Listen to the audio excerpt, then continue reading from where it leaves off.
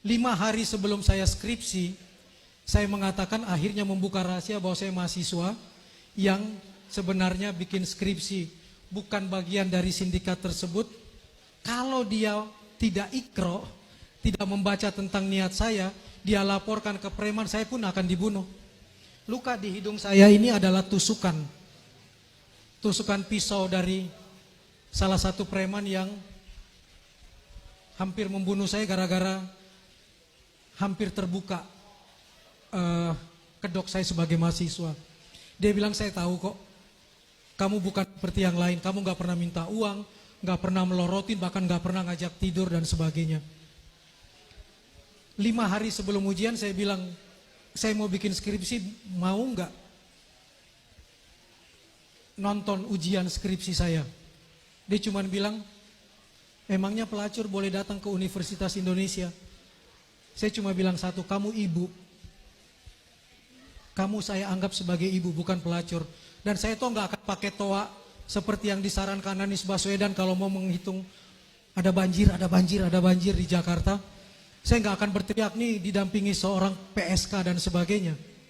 Untuk pertama kali dia memeluk saya dan menganggap saya adalah orang yang menganggap dia mulia karena status ibu. Tapi 2 hari sebelum ujian skripsi dia menitip tabungan dia. Kebetulan dalam kaleng kongguan dia nitipkan ke saya. Dan ketika saya hitung uang itu jumlahnya berapa? Tabungan dia 5.750.000. Dan ketika saya bilang, kamu bahagia dong, sudah bisa lepas. Dia cuma bilang, tidak. Saya ingin menyogok Tuhan dengan tabungan saya. Kenapa menyogok Tuhan? Dan apa ceritanya menyogok Tuhan? Ada kiai siapa tadi?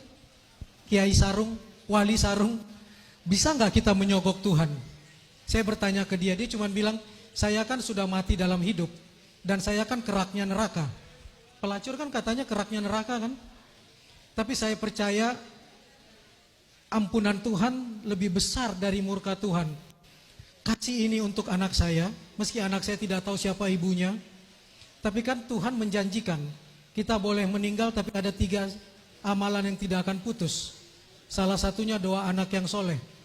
Moga-moga dengan uang ini bisa menyekolahkan dia, dan anak yang soleh ini akan mendoakan tantenya, yang Tuhan tahu tantenya ini adalah ibunya.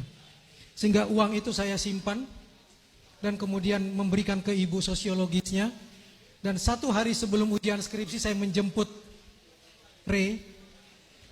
Kehujanan di pinggir jalan, saya baca koran kota, halaman 1 menulis, seorang PSK ditemukan tersalib di Jalan B di Jakarta Pusat dengan 17 goresan cutter di tubuhnya.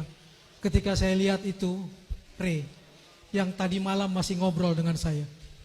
Ternyata dia dibunuh oleh maminya juga. Pertanyaannya satu, anak seorang pelacur itu sedang di mana? Perempuan bernama Melur, anak dari Ray, tidak sebahagia kalian. Dia cuma anak pelacur. Tapi hari ini dia berumur 29 tahun, masih berhubungan kontak dengan saya dan bergelar doktor dari uang tabungan itu. Saya cuma ingin menyampaikan satu pesan saja. Kalau kita tidak mengenal seseorang masa lalunya, kita tidak punya hak untuk mengadili orang tersebut. Kita tidak tahu dia husnul atau su'ul khotimah, itu rahasia di langit. Jangan mudah mau mengadili orang. Dan ketika saya datang ke makam Ray yang dulu saya cuma tulis Ray tanggal meninggal 9 Oktober 89, tiba-tiba kok 9 Oktober? 9 Oktober hari pernikahan saya.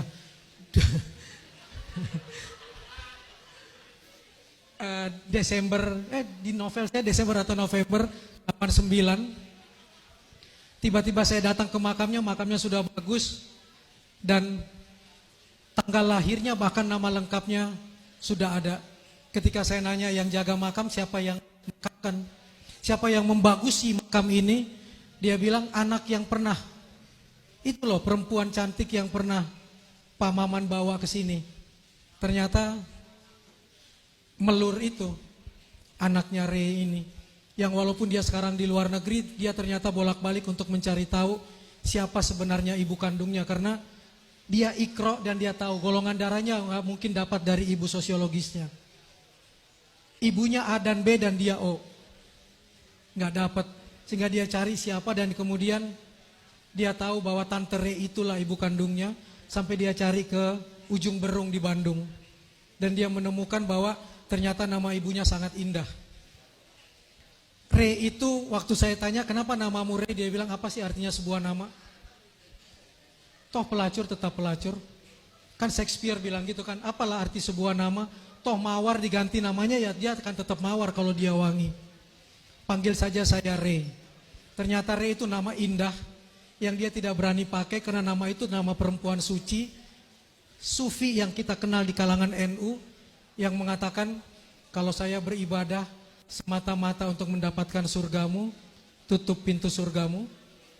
Kalau saya semata-mata beribadah takut neraka, tutup pintu neraka. Tapi kalau saya beribadah semata-mata karenamu ya Allah, lillahi ta'ala, jangan pernah lupa janjimu. Ternyata Ibu Re itu adalah Rabi'ah Al-Adawiyah, nama yang diberikan oleh orang tuanya. Tapi karena dia tidak mau melukai nama yang indah itu, dia cuma minta dipanggil Re. Dan akhirnya saya tahu Rabi'ah Al-Adawiyah itulah nama asli dia. Semuanya karena ikro. Semuanya karena anak itu pun mau membaca. Dan sampai saat ini kami masih berhubungan. Yang menakutkan buat saya cuma satu. Saya cuma berharap Allah buka pintu hati melur. Karena dia masih dendam mencari siapa pembunuh ibunya. Itu yang ingin saya tulis di novel yang ketiga, tapi saya pun mengalami jebakan yang sangat bahaya, yang kemudian saya sempat menelpon istri saya dan minta maaf ke beliau karena saya ingin menjebak orang, ternyata dia yang menjebak saya dalam sebuah rekaman video untuk berdialog. Sehingga novel ketiga saya belum berlanjut. Jadi ada sekat-sekat dan kalau saya melanjutkan saya nggak bisa lagi menyamarkan diri karena orang mengenal saya. Pernah satu kali saya pakai wig gondrong, tetap aja orang mengenal, kamu ya Kang Maman ya. Dan rambut saya dibuka. Sehingga memang akan susah. Jadi mungkin novel berikutnya, minta maaf ke penerbit, akan panjang untuk mengungkap dan saya akan minta izin dulu ke anaknya untuk dibuka. Dan itu yang membuat feel saya tidak akan mati. Sampai novel itu terwujud, mudah-mudahan Allah membuka.